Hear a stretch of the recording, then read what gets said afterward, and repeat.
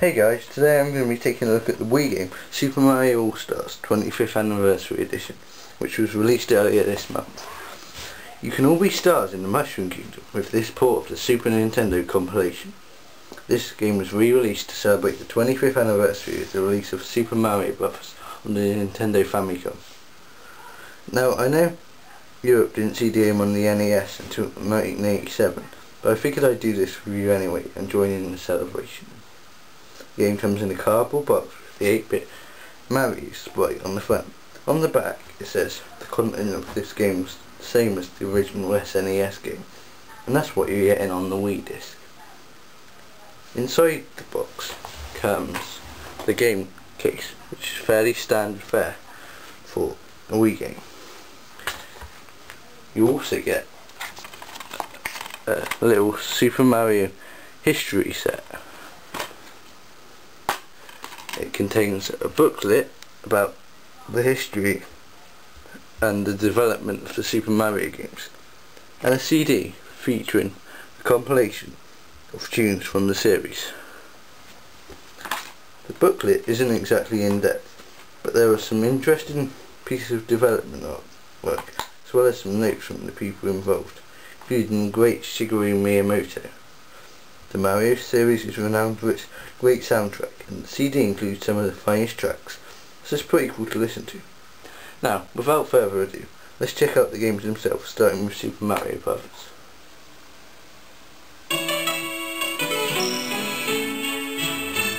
Super Mario Bros. Is the one that started it all. Released in Japan in 1985 and in Europe in 1987, this is Mario's first adventure in the Mushroom Kingdom. With superb level design, intuitive controls and a memorable soundtrack, it's no wonder this game seems to almost universal praise. You play as Mario, and as is common with the Super Mario series, you have to rescue Princess Toadstool, aka Peach, from the evil Bowser. Travelling through 8 worlds, this is an epic adventure through land, sea and sky, with many dangers, including boss fights at the end of every world. The only real criticism I have of this game is its slightly dated graphics. As I already mentioned, this game is identical to the Super Nintendo version, but in my opinion, it would have been nice if they updated the graphics to a level similar to New Super Mario Bros. Wii. Whilst it's certainly not an ugly game, it's not quite up there with modern platformers, and that's a bit of a shame.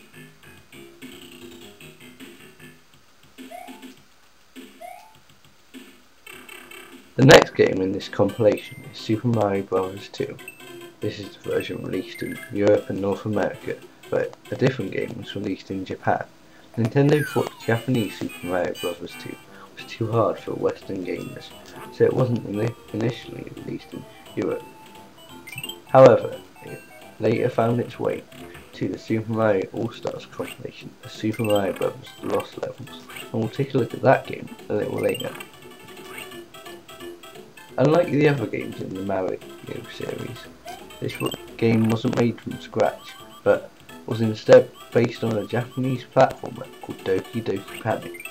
One of the major changes resulting from these choices was removing Mario's ability to stomp enemies. Instead, he must jump on them and then pick up and throw them. But let's face it, it's not half as much fun as hitting a Koopa right on its back and sending the shell flying. Mario can also uproot glass to find items. But overall, I would say the move to remove his stomping ability was a step backwards. Another gripe I have with this game is its somewhat dull level design. Compared to the original Super Mario Bros., the levels are much larger, and this makes them feel a little bit empty. I also feel the levels weren't as creative or well designed as the original game. Having said that, that's not to say Super Mario Bros. 2 is a bad game. There are some nice features such as the ability to play as Mario, Luigi, Princess Peach or Toad, and the music is also great. Indeed, if this was a standalone game, I'd probably be more lenient towards it, but I just feel it fails to live up to the huge legacy of Super Mario Bros.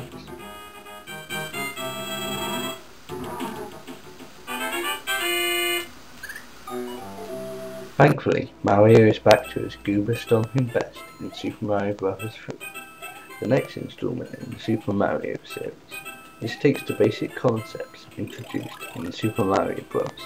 And refines them to an impressive degree.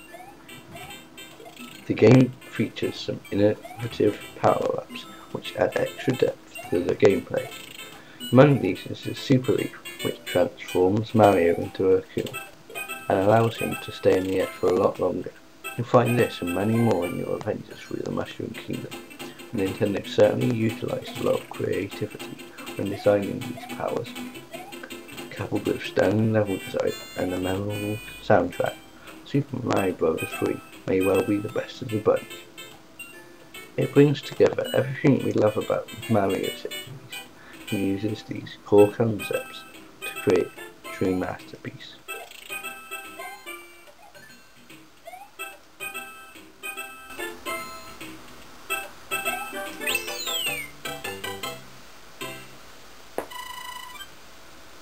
The final game on this disc is called Super Mario Bros. The Lost Levels.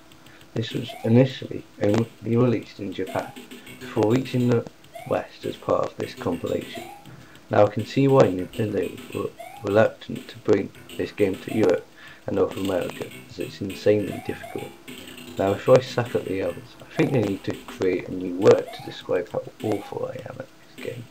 But if you're up for a challenge based heavily on the original Super Mario Bros., this might be the game for you.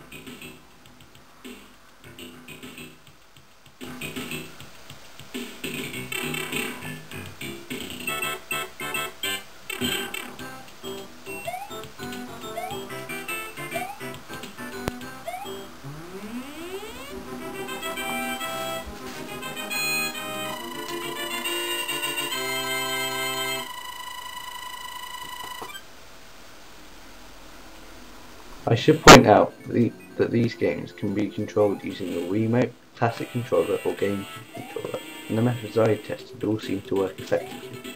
Quality shared by all of these titles is the intuitive and precise controls, making them easy to play but hard to master. You may be asking, is it worth getting this game since it's just a port of the SNES game? Well, that's true, but the SNES version goes for a similar kind of price, and with the bonuses included, I would say this game is good value for money. So overall, this is a great compilation packed with some of the best titles in the Mario series. If you're a fan of the stocky Italian plumber, I'd recommend you hunt down a copy of this game. Despite one or two flaws, these games are a lot of fun, and for that reason, I give Super Mario All-Stars 25th Anniversary Edition 8 out of 10. Okay guys, thanks for watching. I hope you enjoyed this video, and I'll put up another video soon. Bye.